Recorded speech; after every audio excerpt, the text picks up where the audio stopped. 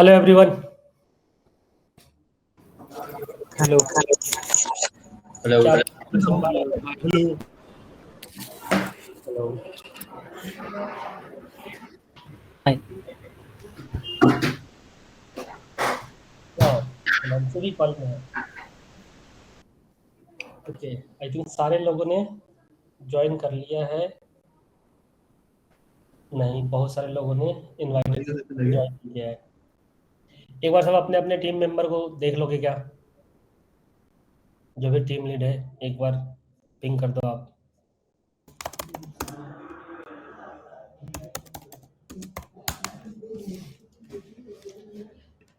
आज हम करेंगे एस्टिमेशन पे बात कि कैसे एस्टिमेशन करना चाहिए।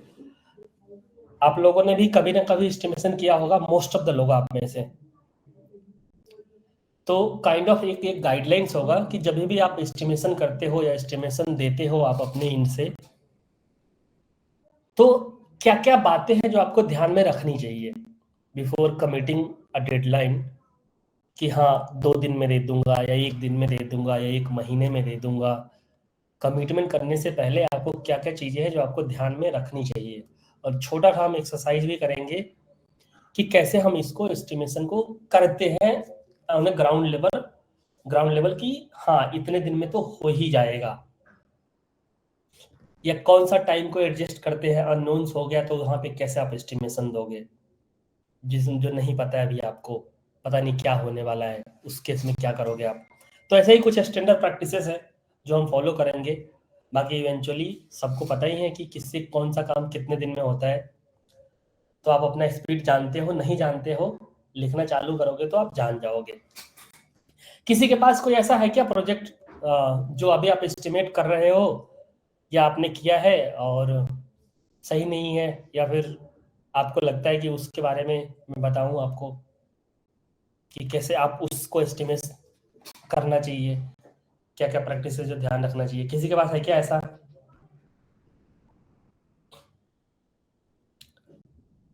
ओके, किसी के पास नहीं है। मेरे पास एक है, दिखा सकते हैं तो शायद उस पर कुछ हिंट्स मिल जाए। ठीक है। ओके, मैं स्क्रीन शेयर करता हूँ।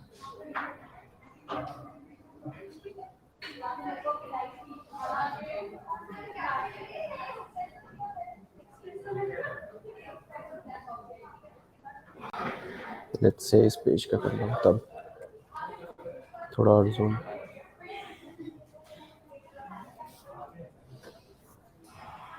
ठीक है,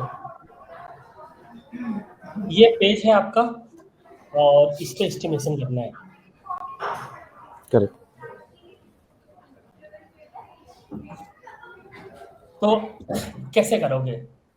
सबसे पहला क्वेश्चन ये आता है कि आप कैसे एस्टिमेशन दोगे, कि किस तरीके से किया जाएगा। तो सबसे पहले आपको एक बार के लिए अंडरस्टैंडिंग होना चाहिए कि आप क्या बना रहे हो। स्टेप नंबर 1, आपको अंडरस्टैंडिंग होनी चाहिए कि आप कौन सा मॉड्यूल्स बना रहे हो। मोस्टली मैंने देखा है प्रॉब्लम्स क्या होते हैं, जैसे मैं फ्रंट एंड वाला डेवलपर हूँ या फिर मैं बैक एंड वाला डेवलपर हूँ, तो मैं एपीआई देख लूंगा। अच्छा, ये 4 एपीआई बनेंगी, ये 4 टेबल बनेंगे, ऐसा बनेगा, और उनका हमने CRUD लिखना है और कुछ एक दो एक्स्ट्रा एपीआई लिखा है वो लिखना है, और बता दिया कि है इतने दिन में हो जाएगा। ऐसे नहीं होता है। यदि आप ऐसा करते हो आप कभी भी डेडलाइन को मीट नहीं कर पाओगे, नहीं कर पाओगे आप। सबसे पहले आपको समझना चाहिए कि हम बना क्या रहे हैं। रोहित, एक बार बताओ कि हम बना क्या रहे हैं। ओके, तो एक हम ऐसा प्लेटफॉर्म बना रहे हैं जहाँ पे लेंडर्स रहेंगे और लेंडर्स किसी भी यूज़र का डिटेल्स, जो पूरा क्रेडिट एंड डेबिट हिस्ट्री रहेगा उसके बेसिस पे उसको लेंड करना है मनी या नहीं करना है, उसका पूरा प्लेटफॉर्म है ये। ठीक है, तो सब लोगों को समझ में आ गया कि प्लेटफॉर्म क्या है? हाँ हाँ हाँ। ठीक, ये आपको समझ में आ गया। तो नेक्स्ट चीजें हम अभी नहीं करेंगे डिस्कशन, बट ये ओवरव्यू बेसिकली आपको पीआरडी से मिल जाएगी। जब आप पीआरडी नहीं, मुझे देखोगे नहीं है। तो समझ में आ जाएगा। एक बार फिर से रिपीट कीजिएगा।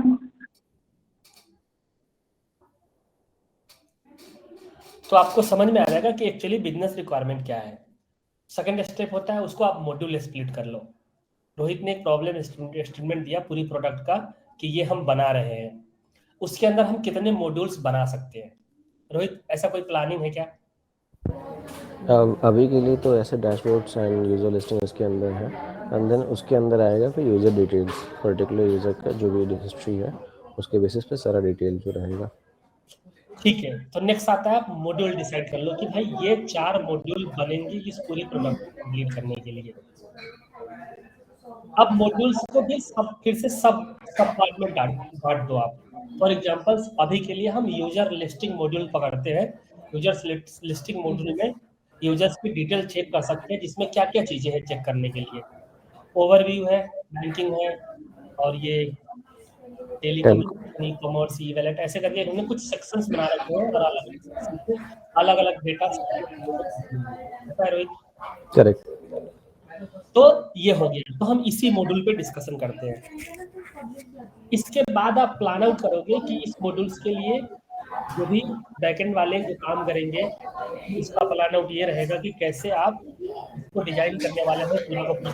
फॉर एग्जांपल्स आप टेबल कैसे बनाओगे, कितने एंटिटी बनाओगे, अलग अलग एंटिटी कैसे एक दूसरे से कम्युनिकेट करेगी। अगेन वो थोड़ी सी टेक्निकल डिटेल्स है।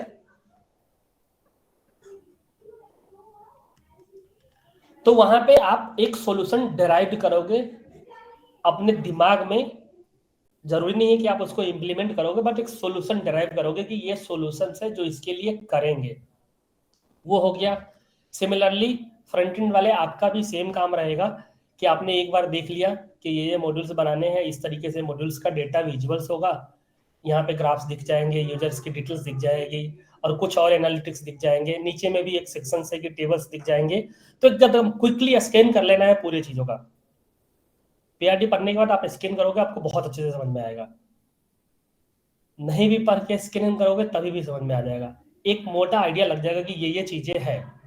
और आपको एक एक चीजों का देखना है, प्लीज एक बार देख लो, मतलब डिटेल का ये कार्ड है तो है। अच्छा, जैसे कि ये 2 सेक्शंस है, ऊपर में 2 एनालिटिक्स आते हैं, फिर एक बड़ा सा एनालिटिक्स आता है, फिर नीचे 3 आते हैं, सारे के सारे अलाइनमेंट्स है। तो इस तरीके से एक लेआउट भी स्पेशली फ्रंट एंड वालों के लिए मैं बता रहा हूँ कि जब आप देख रहे हो तो आप लेआउट भी दिमाग में लेके चलो कि ऐसा लेआउट बन रहा है। अब ये कर लिया आपने, तो उसके बाद सेक्शंस में स्प्लिटिंग करना चालू करो। ओवरव्यू सेक्शंस ले सकते हैं, बैंकिंग सेक्शन ले सकते हैं, ये चारों सेक्शंस आपने ले लिया। सिमिलरली बैकएंड में यदि आप करते हो और इन सेक्शंस को आप कैसे हैंडल करोगे वो डिसीजन था आपके लिए। आपको एक सेक्शन ले लेना चाहिए तो बिल्कुल ले सकते हो।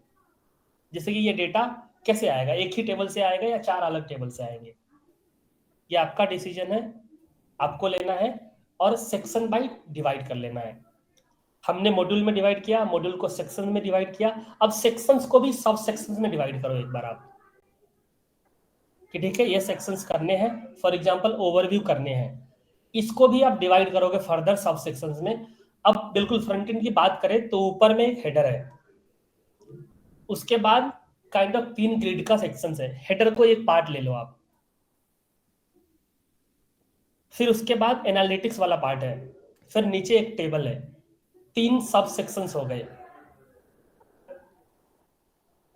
अब इस 3 सब सेक्शंस में अब ये टास्क अपने आप में जो हेडर आपने डिसाइड किया उसमें क्या फंक्शनैलिटी चाहिए, अपने आप में ये इतना छोटा हो गया ना कि अब उतना सेक्शंस का तो कोई भी इंडिविजुअल बता ही सकता है with 20% of error margin.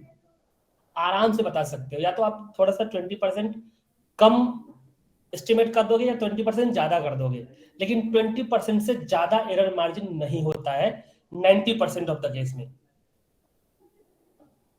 Again यहां पे आपको अब सोचना है कि ये जो सेक्शंस का डेटा है वो कहां से आएगा, क्या हम हार्ड कोड करेंगे या एपीआई से आएगा।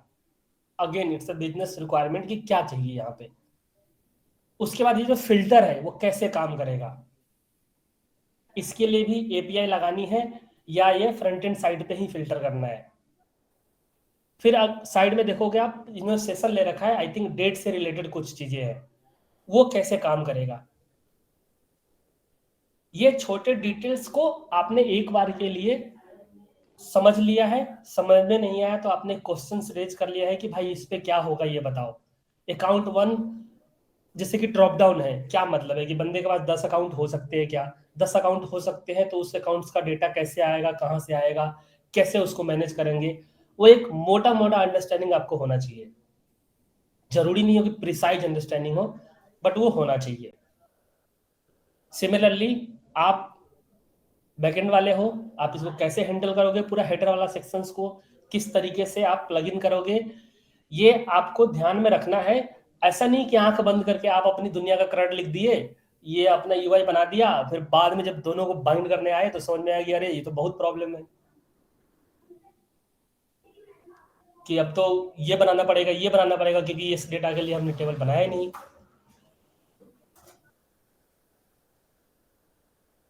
का स्कैन, ये इसको आपने डिसाइड कर लिया कि इस तरीके से है। अब इसको बनाने में कितना टाइम लगेगा, उस समय आपके दिमाग में चलना चाहिए कि कैसे बनाएंगे। बिल्कुल मैं फ्रंट एंड डायरेक्शन में बात करता हूं आपको। ऊपर में एक ब्रेड क्रम है छोटा सा, यूजर डिटेल, उसके नीचे ओवरव्यू है। अब कुछ के साइड में आइकन नहीं है, कुछ के साइड में आइकन्स है। उसके बाद हाईलाइट होने के बाद कलर चेंज हो रहा है, बॉर्डर अटैच हो रहा है, और इस दोनों का अलाइनमेंट हिस्ट्री और डाउनलोड एक्सेल सीट से एक है। अब आप इसको सोचो कि इसको डिजाइन करने में कितना टाइम लगेगा। कोई फ्रंट एंड इंजीनियर बताएगा कि इसको डिजाइन बनाने में कितना टाइम लगेगा? 2 आवर्स ऊपर की 2 आवर्स लगेंगे। किसी को लगता है कि 2 आवर्स से कम लगेगा? 2 घंटे ही लगेंगे। इवन ये परफेक्ट भी करोगे ना इसको तो 2 घंटे लगेंगे। इसको बनाने में आपको 2 घंटे लगे। नीचे वाला सेक्शन है, ये नीचे के डिराइव डेटा है उससे कनेक्टेड है, तो इसका आपको इसके साथ ही एस्टिमेशन रखना चाहिए। हमने पूरा हेडर लिया था ना, बस टैब बार का ले लो, बाकी डेटा को अलग से रख दो। या फिर इसको भी सेम में भी लेते हो तभी भी आप सोच लो कि कितना टाइम लगेगा, डिजाइन बनाने में कितना टाइम लगेगा। ये जो अकाउंट वाला ड्रॉप डाउन है, बीच में आई थिंक ये फिल्टर है, फिर यहाँ पे सेशंस वाला ड्रॉप डाउन है, कितना टाइम लगेगा बनाने में?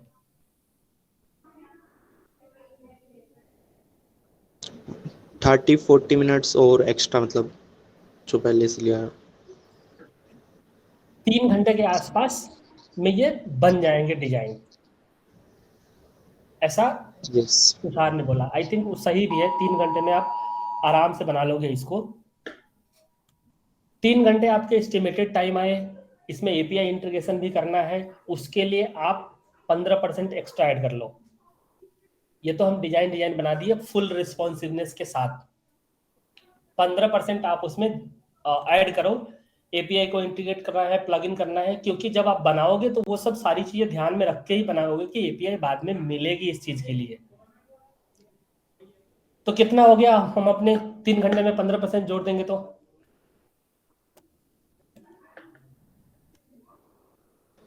3.5 घंटे करीब हो गया। आधा घंटा और जाएगा, आधा घंटा और ले लिया, 3.5 घंटा हो गया। हाँ।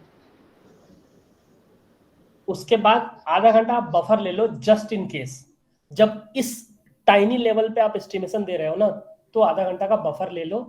और इसमें कि 4 घंटे में फुल्ली वर्किंग होगा with end to end testing, क्योंकि जो आधा घंटा बफर लिया है ना, उसमें हमने टेस्टिंग करने के लिए लिया हुआ है, टेस्ट में कुछ ब्रेक हो जाए उसके फिक्सेस के लिए लिया हुआ है। तो 4 घंटे में आप इस पूरे सेक्शन को एंड टू एंड वर्किंग बता दोगे। अब आपको लोगों को लगता है कि जो भी लोग यूआई वाले इंजीनियर है कि 4 घंटे में आप इसको बना लोगे फुल्ली वर्किंग विद एपीआई? इसका मोबाइल डिजाइन ये सब कंसिडर करके? हाँ, आई थिंक अभी के लिए नहीं है मोबाइल डिजाइन, राइट रोहित? अभी तो नहीं है, तो बट responsiveness- बना रहे हैं। अच्छा ओके, वो भी आने वाला है। और हाँ। ड्रॉप डाउन में केवल यही वाला पार्ट ना, ड्रॉप डाउन क्लिक करने पे जो खुलता है वो नहीं ना? वो भी रहेगा, वो भी आगे नहीं, है, वो भी पार्ट रहेगा ना इसका। कुछ ऐसा। पता नहीं, मुझे लगता है पोजीशन करने में ड्रॉप डाउन को 4 घंटा से हो सकता है कहीं थोड़ा ज्यादा लग जाए।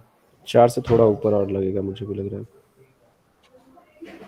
क्योंकि जैसे छोटा छोटा चीज है ना, जैसे ओवरव्यू है, उसके बगल में जो छोटा एसवीजी इमेज है, हमेशा ऐसा आता है, वो इमेज हमेशा 2-3 पिक्सल नीचे रहेगा, उसको अलाइन करने में छोटा सा कोई चीज फंसता है सीएसएस में, 20-25 मिनट कैसे निकलता है पता भी नहीं चलता है। तो मे भी थोड़ा सा 4 घंटे हो गए हमारे, जो डिसाइड किया था ना, देखो जो कुछ भी हमने टाइम कैलकुलेट करके समअप किया था, आपके 4 घंटे थे। आप मान के चलो जो 4 घंटे किया था ना, उसमें हार्ड डेडलाइन ले लो कि इससे ज़्यादा किसी भी कॉस्ट पे नहीं लगेगा, चाहे डेवलपर खराब हो बढ़िया, वो होता है 30% का एरर मार्जिन। 4 घंटे में आप 30% ऐड कर दो, मोटा मोटा 5-5.5 घंटे के आसपास हो गया। उससे ज़्यादा किसी भी कॉस्ट में नहीं लगना चाहिए इसमें। 30% का मार्जिन आप ले लिया, आपने ले लिया इसमें। तो जब आप कमिट करोगे ना, तो सिंस ये आवर्स में है, तो आप आराम से 4 को 5 घंटे में कमिट कर सकते हो कि 5 घंटे में बन जाएगा, रेडी हो जाएगा, फुल्ली वर्किंग, सब कुछ परफेक्ट के साथ, font weight, font height, everything. Same case में है, ये आपने आपकी रिस्पॉन्सिबिलिटी हो गई। अब इसका कोई बैकएंड बना रहा है, लेट्स से ड्रॉप डाउन बनाया, भाई साहब आपने जो कुछ भी स्कीमा बनाया, टेबल बनाया, एपीआई बनाया, लेट्स से उसका आपने कोई एक्स आवर निकाला कि एक्स आवर लगेगा।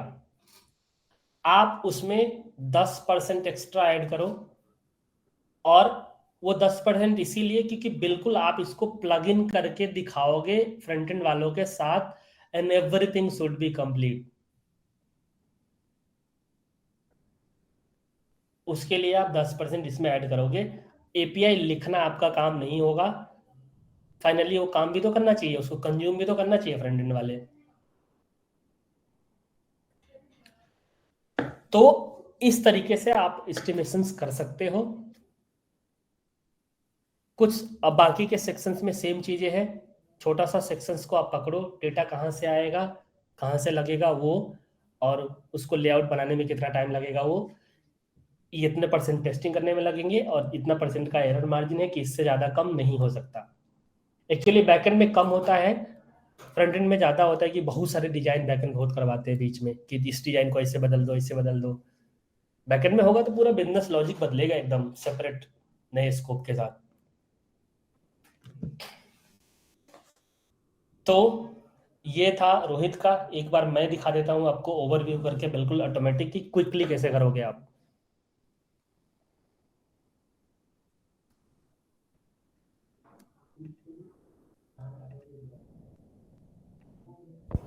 हाँ भाई, आप प्रेजेंट कर रहे हो राइट?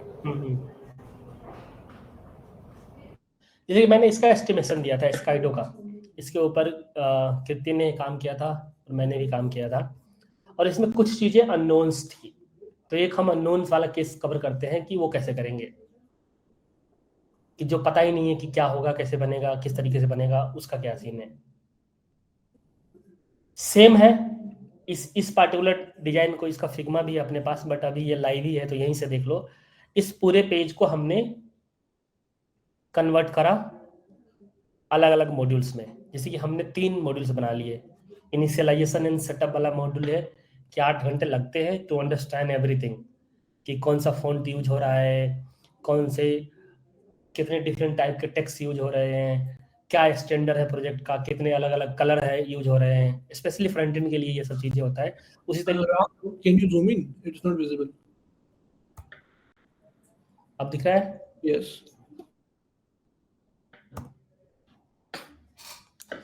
तो ये हो गया आपका, एक मिनट में थोड़ा और छोटा कर लेता हूँ। हाँ, प्रोजेक्ट इनिशियलाइजेशन, इसमें क्या क्या चीजें रखते हो आप, मैं फिर से रिपीट कर देता हूँ। लेआउट समझना कि किस फैशन में लेआउट शिफ्टिंग हो रही है रिस्पॉन्सिवनेस के केस में, कितने अलग अलग सेक्शंस कॉमन्स है, कितने अलग अलग सेक्शन है कि कॉमन नहीं बनाए जा सकते हैं, अलग बनाना ही पड़ेगा उसका ओवरव्यू लेने के लिए। तीसरा ये होता है कि क्या क्या स्टैंडर्ड प्रैक्टिसेस कोड के अंदर रखना है, या क्या टेक्नोलॉजी फॉलो करना है, या कुछ चीजें ऐसी बनानी है जो अपने को पता ही नहीं है, रिक्वायरमेंट है PRD का, तो उसको कैसे बनाएंगे, उसको एक्सप्लोर करने में पूरा अप एंड रनिंग कोड को। अब इसके बाद कोई भी डेवलपर आके इसके ऊपर कोड लिखना चालू कर सकता है। वो होता है प्रोजेक्ट इनिशियलाइजेशन में और रेपोसिटम एंड बॉयलरप्लेट कोड के पार्ट। 8 घंटे में हो जाते हैं। एक बंदा एक दिन शिद्दत से बैठे तो ये सारी चीजें समझ लेता है, सारी चीजें कर लेता है। नहीं तो कभी कभी क्या होता है कि 2 लोग बैठ जाओ हाफ डे के लिए, उसमें भी आप सारी चीजें कर लेते हो। ये प्लानिंग होता है। इसको आपने बहुत अच्छे से कर लिया ना, मस्त जिंदगी आसान हो जाएगी आपकी। अगला है होम सेक्शंस, फिर उसके बाद ब्लॉग पेज सेक्शन है, ब्लॉग डिटेल सेक्शन है। होम पेज सेक्शन को मैंने आपको बताया था कि होम पेज मॉड्यूल्स को सेक्शन में स्प्लिट कर लो। अब इसमें मैंने कर लिया इसको देख के कि भाई ये हमारा पोस्टर सेक्शंस है, ये पोस्टर कैलकुलेटर सेक्शंस है, उस तरीके से ये रेट कन्वर्टर सेक्शन है, ये कुछ अलग सेक्शंस नाम दे दिया। मोस्टली यहाँ से उठा के नाम दे दो यदि आपके पास है तो, बस जो प्राइमरी टेक्स्ट है ना सेक्शन का, वही सेक्शंस का नाम हो गया। ये एक सेक्शंस हो गए, ये एक सेक्शन हो गए। बाय द वे मैंने इसमें इसका रिस्पॉन्सिवनेस भी कवर किया है, FYI कि ये फुल्ली रिस्पॉन्सिव पेज होगा, तो उसका भी मैं बताऊंगा कि उसको आप कैसे एस्टिमेशन में लेके आते हो। हमने ये काम कर लिया। आई थिंक ये सारे लोग कर लोगे, आप आराम से कर लोगे, स्मार्ट लोग हो, कहीं कोई दिक्कत नहीं आनी चाहिए। अब हमने आपको बताया था, वो बताया था इसके अंदर भी जाके चीजें को करना। फॉर एग्जाम्पल अब इसके अंदर मुझे ये बनाने हैं, बटन्स बनाने हैं, इसके ऊपर ओवरलैप कराना है, तो हमने इस छोटे पीस की डिटेलिंग आपको बताई थी। लेकिन आप ऐसे कमिट थोड़ी करोगे कि भाई इसको बनाने में इतना टाइम लगेगा, इसको बनाने में इतना टाइम लगेगा। पूरे सेक्शंस का बताओगे, बट आपका तरीका सेम होगा कि भाई इसमें एक हेडर बनेगा, मोटा मोटा ले लेते हैं, उसके लिए 2 आवर्स लगेंगे। फिर ये फॉन्ट बनेंगे, फिर उसके बाद ये हाईलाइटेड कलर है, यहाँ बैकग्राउंड में ग्लोब लगाना है। आपके एस्टिमेशन में ये सारी चीजें आएगी कि कितना टाइम लगेगा, और फिर सबको एडअप करके आप टोटल टाइम निकालोगे और एक बार फिर से रीथिंक करोगे उसको कि क्या ये सेक्शन देखने से लग रहा है कि इतने टाइम में आप बना लोगे। वो आपने निकाल लिया, आ गया, फिर हमने डाल दिया पूरा। यहाँ पे 6 घंटे का काम है वो, 2 घंटे फुटर बनाने में, 2 घंटे की उसका पोस्टर बनाने में, 4 घंटे हो गया। 2 घंटे हमने टेस्टिंग करने के लिए, रिस्पॉन्सिवनेस को एडजस्ट करने के लिए, क्योंकि अगेन 30% वाला रूल है, मोबाइल से ड्राइव कर रहे हैं, 30% लगेगा रिस्पॉन्सिव बनाने में। तो उसके हिसाब से ये सेक्शन 6 घंटे में आपका बन जाएगा। इसमें एक बार थॉट्स देना होता है एपीआई का भी कि कोई एपीआई है क्या। हमारे केस में नहीं था तो हमको सोचना ही नहीं था, नहीं तो फिर से उसका टाइम ऐड हो जाता थोड़ा सा। फिर इस सेक्शन के बारे में ऐसी तरीके से आप सारे सेक्शंस के बारे में कर सकते हो। एक चीज है कि जो अननोन्स आ गए तो कैसे होगा। फॉर एग्जांपल इन दोनों का हमको पता ही नहीं था कि कैसे बनेगा, कि ब्लॉक पेज का कोई डिटेलिंग नहीं था, या फिर ब्लॉक डिटेल सेक्शन से उसका भी कोई डिटेलिंग नहीं था, और तभी भी इसका एस्टिमेशन देना था आपने को। उस केस में क्या होता है, एक लेआउटिंग सोच लो उससे। फॉर एग्जांपल मैंने उनसे पूछा था कि किस तरीके का ब्लॉक सेक्शन जो आपका होगा वो किस तरीके का होगा, मोटा मोटा लेआउट बता दो। उसने बताया कार्ड्स होंगे, एक सेक्शंस आएंगे उसके अंदर, सॉरी ये वाला सेक्शंस, कार्ड्स होंगे मोस्टली, और एक सब्सक्राइब होगा करके, और कार्ड्स ही होंगे ब्लॉक सेक्शन में, जो ब्लॉक की फुल ब्लॉक लिस्ट है उसमें। और डिटेल का बताया था उसने, मोटा मोटा एक डिटेल होगा जिसमें टेक्स्ट, इमेजेस, डेट्स वगैरह होंगे, और जो कि डिराइव्ड होगा फ्रॉम सम CMS, कि हम आपको पूरा का पूरा HTML ही भेजेंगे और आपको इम्बेड कर देना है पेज के अंदर, थोड़े बहुत ट्विक्स कर देने हैं, बस बता देंगे कि इस फॉर्मेट में होगा डेटा, और वो उसका भी एस्टिमेशन देना था अपने को। इसका कैसे दोगे। अब देखो लेआउट आपको पता चल गया तो फ्रंट एंड में जो आप डिजाइन कर रहे हो सब कुछ लेआउट से ही डिराइव्ड हो रहा है। यदि ये बोल दिया कि भाई कार्ड्स की लेआउट ही होंगी, ग्रिड लेआउट होगा, आपको पता है उसको बनाने में कितना टाइम लगता है। उसको ग्रिड का लेआउट बनाने में कितना टाइम लगता है, 20 मिनट, यदि जस्ट ग्रिड है तो 1 घंटा ले लो भाई, रिस्पॉन्सिवनेस को कंसीडर कर लो। जैसे कि इसमें 1 कार्ड आ रहा है, फिर 2 कार्ड आ रहा है, फिर 3 कार्ड आ रहा है, फिर थोड़ा और बढ़ जाओगे तो आई थिंक 4 कार्ड आएगा क्या, 3 ही कार्ड आएगा। तो यहाँ पे अगेन ग्रिड लेआउट बनाने में आपको कितना टाइम लगता है उसको काउंट करो, उसके अंदर क्या डेटा फिल करना है उसको आप काउंट करो। अब एक कार्ड्स बनाना है तो यार कितना भी कॉम्प्लिकेटेड कार्ड होगा जिसमें बस टेक्स्ट और इमेज की इंफॉर्मेशन देनी है, इमेज को इधर उठा के रखना पड़ जाए, उधर उठा के रखना पड़ जाए, बेसिक सा है, कोई भी तामझाम स्टाइलिंग में नहीं है, तो आराम से आप 4 घंटे में बना लोगे। अभी आपको जैसे कि मैंने यही सोच के बनाया था कि 4 घंटे में मैं आराम से बना लूंगा। क्या रहेगा, इमेज रहेगा, टाइटल रहेगा, थोड़े से डिस्क्रिप्शन टेस्ट आ जाएंगे यदि आना होगा तो, और बाकी कुछ और डिटेल्स हो जाएगी, किसके द्वारा क्रिएट किया गया है, किस टाइम पे क्रिएट किया गया है, या रीड करने में कितना टाइम लगेगा, ये मोटा मोटा इन्फॉर्मेशन दे दिया। 4 घंटे से ज्यादा नहीं लगेगा। उसी में बोलता है एनिमेशन आएगा, होवर इफेक्ट आएगा, ये सब पूछा था मैंने उससे, मतलब नहीं आएगा। वो आता तो उसके लिए 2 घंटे और बढ़ जाते। तो एक आपको मैक्सिमम टाइम लेके जाना है based on the your information, कि भाई इसको इतने दिन में तो आराम से हो जाएगा। हमने 6 घंटे इसके निकाले थे, उसके बाद सिंस अननोन था तो एपीआई वगैरह से डेटा आने का था सीन, तो उसके लिए फिर 30% इंक्रीज करा। फिर आपका मोटा मोटा हो गया 8 घंटे के आसपास। फिर इसकी टेस्टिंग इंक्रीज करा, अगेन 30%, अननोन था 30% इंक्रीज करेंगे ही करेंगे। और लास्ट में सब कुछ कैलकुलेट करने के बाद टाइम में ना, उसमें मैंने अलग से फिर से 30% जोड़ा था, जस्ट इन केस कि मैं कुछ मिस कर जाऊं तो टोटल 14 घंटे निकल के आया लेस से। अगेन आप इसको एक बार सोच के देखो, अब लेआउट का इमेजिन करके देखो कि क्या आप वैसा लेआउट 14 घंटे में बना लोगे? मोटा मोटा 2 दिन है, बना लोगे क्या? आंसर आपके एंड से आना चाहिए। यदि नहीं आ रहा है मतलब कुछ ना कुछ तो गड़बड़ किया होगा। आप ही का एस्टिमेशन, आप ही का एजम्पशंस, और पूरा फाइनल होने के बाद आप ही नहीं इसमें कॉन्फिडेंट हो पा रहे हो कि यार कर देंगे 2 दिन में, फिर तो दिक्कत है भाई। फिर आपको वापस से कहीं ना कहीं तो रिविजिट करने की जरूरत है। इस तरीके से ये 14 घंटे इसका लगाया हमने। बाकी दूसरा में भी सिमिलर सी इंफॉर्मेशन मेरे पास अवेलेबल थी, 14 घंटे उसका भी जोड़ दिया हमने। तो इस तरीके से कुछ अननोन्स होंगे, बेस्ड ऑन द अजम्पशंस आप उसके एस्टिमेशन ले सकते हो। अब इसमें कुछ चीजें नहीं थी, फॉर एग्जांपल्स डेटा का आया कि भाई ये यहाँ से क्लिक करेंगे और ये सारी चीजें जो इन्फॉर्मेशन है वो बैकएंड से आ रहा है, और बैकएंड मुझे ही बनाने के लिए बोलता तो फिर उसका एक अलग एस्टिमेशन होता कि भाई उस एफर्ट को करने में कितना टाइम लगेगा।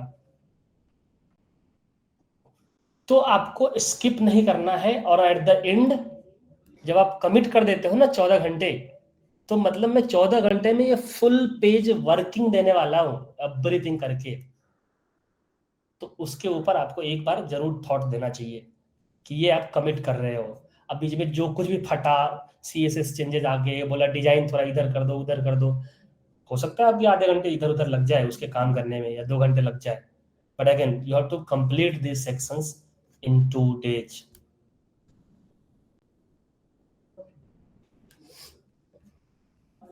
क्या आप में से किसी को कोई क्वेश्चंस है क्या, या कुछ सिनेरियो, या कुछ पूछना चाहते हो आप?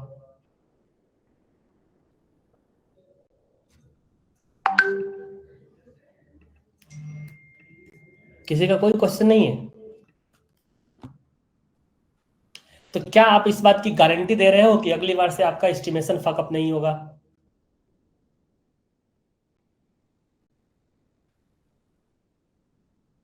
हेलो,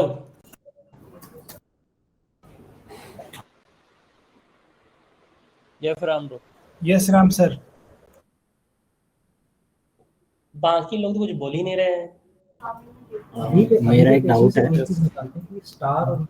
कि अभी मतलब जैसे मेरा क्लाइंट ऑन शोर है, ठीक है, अभी मेरे को कल काम असाइन करा था सपोजिटली, ठीक है। अभी क्या हो रहा है, when I started doing that work there was some blocker which was happening from the clients, ठीक है। तो अभी देखा जाए तो मेरा आज का दिन will not be on the priority work, like जो मेरे को असाइन करा था, तो वो उस पे मेरा नहीं जाएगा। I will be doing some other work, but the thing is I have told the client कि मैं फ्राइडे को डिलीवर करूंगा एंड ऑफ द डे तक। सो उसका क्या मतलब एस्टिमेट निकाला जाए क्लाइंट के साथ, फर्दर कम्युनिकेट कर दिया मैंने कि ऐसे इशू आ रहा है करके, और रीएस्टिमेट फिर से देना पड़ेगा, मतलब वो पूछना था। देखो ऐसे केस में क्या होता है ना, ये तुम्हारा नेक्स्ट टाइम से ये चीजें नहीं आएगा।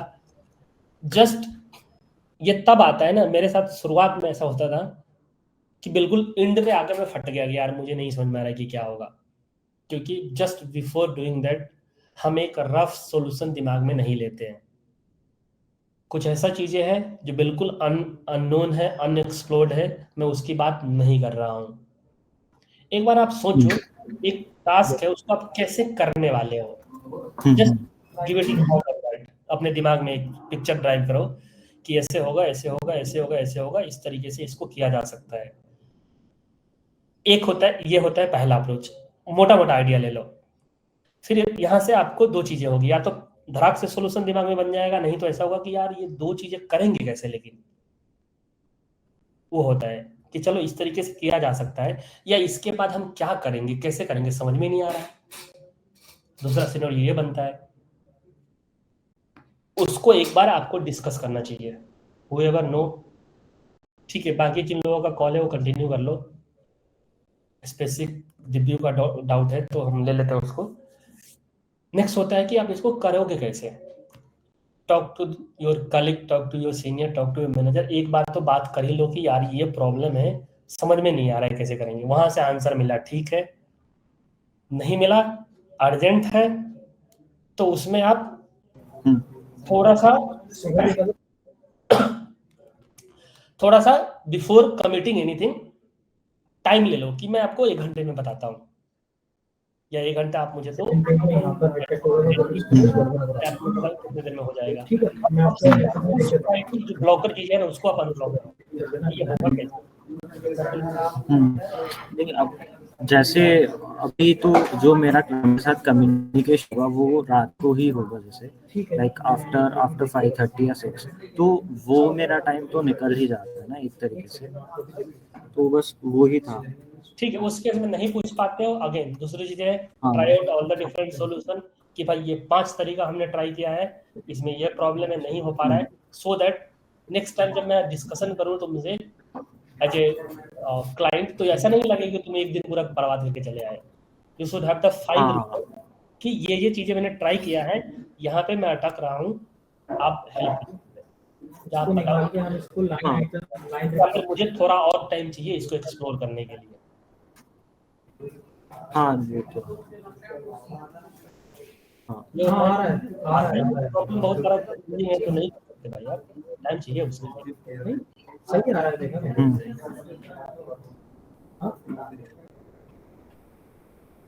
और कोई क्वेश्चंस है क्या किसी के पास जो आप मेरे से पूछना चाहते हो, specific scenario related to estimation? हाँ, मेरे पास एक क्वेश्चन था। हाँ, लेट्स से कि अपन किसी प्रोजेक्ट में स्टार्टिंग से नहीं है, प्रोजेक्ट मतलब बिल्ड हो गया, लाइव हो गया, कोड भी अच्छा खासा बन चुका है, फिर अपन उस पर काम करने गए, ठीक है। हाँ, अपने को कोई भी टास्क मिलता है जब अपने को सारी डिपेंडेंसीज, सारी फंक्शनैलिटीज क्लियर तो होती नहीं, मतलब बहुत टाइम लगता है क्लियर होते होते। बिल्कुल सही तो बात। उस टाइम पे अपन कैसा एस्टिमेट दें, क्या सोचें, क्या नहीं सोचें? देखो उस टाइम डेवलपमेंट जब करने बैठते हैं तभी क्लियर होता है कि भाई ये भी करना है। उस टाइम पे भी आप परफेक्ट एस्टिमेशन दे सकते हो। कैसे दोगे मैं बताता हूँ। बिल्कुल अननोन है, कुछ नहीं पता है, आज ही बैठे हैं उसके ऊपर। सबसे पहली बात, आप आज ही गए हो तो आज तो आपसे कोई एस्टिमेशन मांगेगा नहीं। There will be some window time to understand, 1 दिन 2 दिन रहता ही रहता है, नहीं तो फिर आप ही को 2 दिन पहले बता दिया जाता है कि यार इस पे स्टार्ट करना है। पहला चीज है अंडरस्टैंड द प्रोडक्ट, कि क्या बना रहे हैं हम। एकदम जैसे पीआरडी, वही पीआरडी वाला काम यहाँ भी कर रहे हो। Let understand the PRD, project को अंडरस्टैंड कर लो मोटा मोटा, वो कर लिया। उसके बाद कभी कभी पे कुछ फ्लो कॉम्प्लिकेटेड है या कुछ फ्लो वो आपको डॉक्यूमेंटेशन मिला है, लोग पढ़ लेते हैं, जैसे कि मैंने बना रखा है, बहुत कॉम्प्लिकेटेड प्रोजेक्ट है तो ऐसे देख लेंगे उसको हो गया। भाई नहीं होता है देखने से, एक बार कोड के अंदर जा करके फाइल करके देख लो। 2 दिन में आप अंडरस्टैंड करो कि किस पैटर्न में इसका कोड होता है, किस तरीके से लिखता है और क्या इंफॉर्मेशन आपके पास है, ताकि नेक्स्ट टाइम जब आपके पास टास्क आए ना तो आपको एक आइडिया रहे कि कोड इस पैटर्न में लिखे जाते हैं, इस तरीके से इसका एजम्पशंस है, ये प्रैक्टिसेस है जो फॉलो करता है, और फिर उस टास्क को आप एक बार एनालाइज करो, डाउट्स क्लियर करो। अगर आपको नहीं आते हैं तो किसी स्पेसिफिक चीज के लिए उसने ऑलरेडी कोई सर्विस बना रखी है तो भाई मैं नहीं बनाऊंगा ना उसके लिए। 4-5 क्वेश्चंस पूछो उनसे, देन बेस्ड ऑन आंसर फिर आप डेडलाइन कमिट करो। आप इस नहीं करो, मतलब डेडलाइन अंडर कमिट या ओवर कमिट नहीं होगा, मोर और लेस सेम डेडलाइन रहेगी। डे 1 से आपको प्रोजेक्ट पर रख दिया जाता है तो कोई डेडलाइन का कोई सेंस ही नहीं है, मीनिंगलेस बातें हो।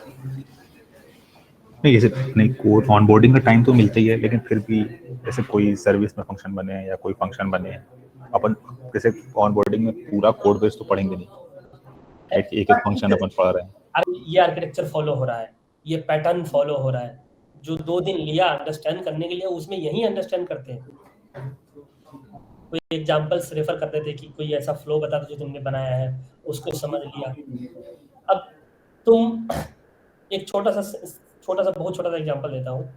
तुमने एक कांस्टेंट बनाया, हार्ड कोड कर दिया मस्त फाइल में, और लिख दिया, कोड पुश कर दिया, मस्त चला गया, फिर पीआर पे कमेंट आया भाई ऐसे नहीं होता है, ये प्रैक्टिस नहीं फॉलो करते हम।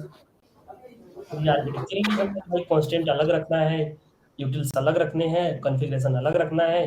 वो वही बेसिक आर्किटेक्चर फ्लो में तो वही आते हैं ना। ये 10 सर्विसेज अलग रखना है, 10 से 10 सर्विसेज का ये 10 काम है, और 2-3 दिन सफिशिएंट होते हैं जानने के लिए। तुम एक एक कोड नहीं जान सकते उसका, लेकिन ये जान सकते हो कि यार ये सर्विसेज है जो ये काम करती है। एक जैसे कि फॉर एग्जांपल एक बुकिंग सिस्टम बना रहे हो तो भाई एक रिजर्वेशन सर्विस है जो रिजर्वेशन के लिए रिस्पॉन्सिबल है, एक हमारा प्रोडक्ट सर्विसेज है जो उसके लिए रिस्पॉन्सिबल है। तो मोटा मोटा आइडिया लग जाता है। मेरा डाउट आर्किटेक्चर पे नहीं, आर्किटेक्चर तो अपन समझ जाएंगे देख के।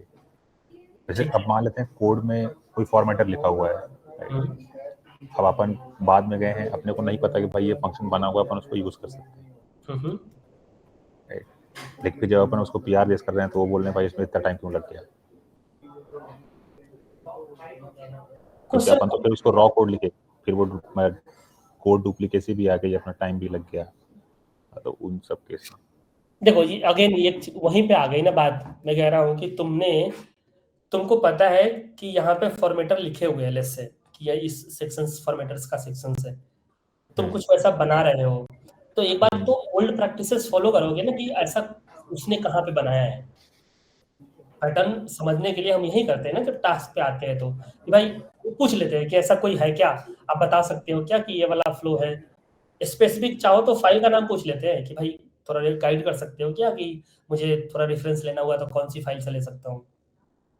तो आपको ऐसे डाउट्स नहीं है, ऐसे प्रॉब्लम्स नहीं आएंगे। आप देखो कि उसने इस फ्लो में इसको इंटीग्रेट किया, इसको बनाया है, और उससे चल जाओ। और बंदा देखो, कोई बंदे को 4 फाइल का नाम बताना है कि भाई ये 5 फाइल चेक कर ले, वो बता देगा आपको, उसमें वो नहीं लगेगा।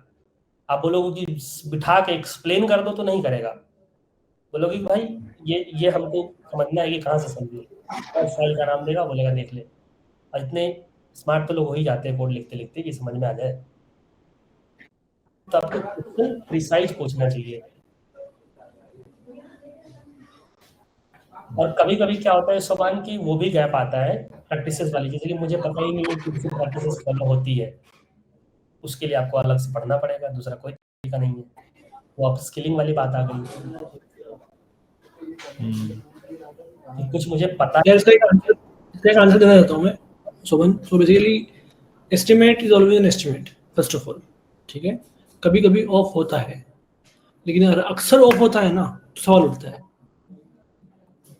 ठीक है।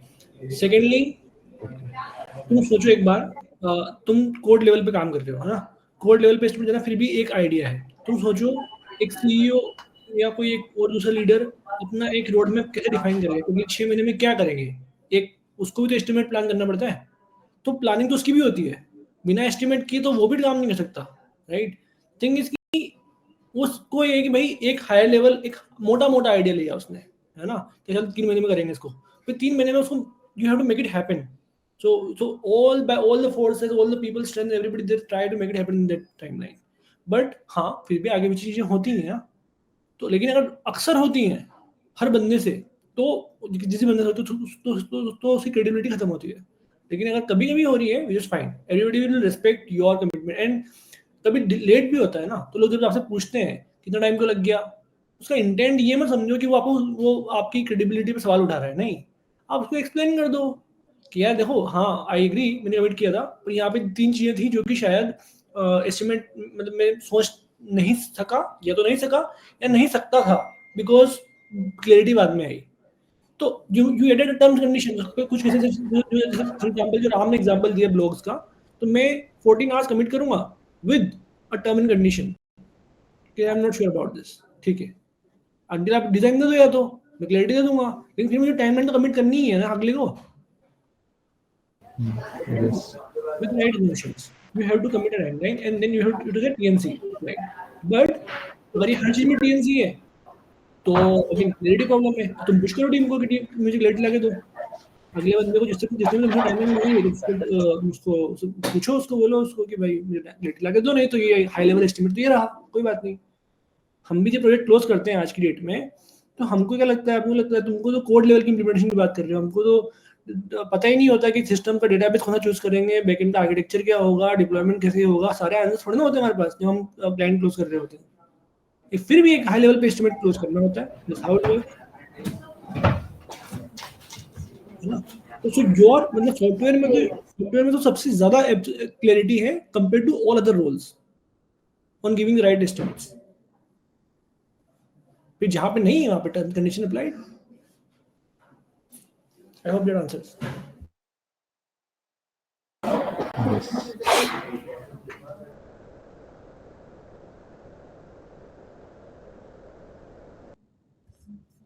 आई थिंक टाइम भी हम 18 मिनट एक्सटेंड कर गए हैं. तो यदि आप लोगों को स्टिल कोई डाउट है तो डाउट नहीं भी है गाइस. आप लोग जब भी आगे एस्टिमेट करो, आपको जहां दिक्कत आती है एस्टिमेट करने में, you come to me, Ram, Zaid, Vijay, anybody will help you estimate getting your estimates right, है ना. आपको स्किल तो बनानी ही है. ये स्किल आपके लिए लाइफ सेवर है, ये स्किल आपके लिए स्ट्रेस सेवर है ना. ये बनानी ही है, ये तो आप पीछे नहीं हट सकते. यहाँ नहीं बनाओ, कहीं और बनानी पड़ेगी, लेकिन बनानी तो है ही है. जितना जल्दी बना लो तो उतनी लाइफ सॉर्टेड रहेगी आपकी. कूल है. Okay, that's all. Thank you so much for joining everyone. Thank you everyone. Thank you for Thank you.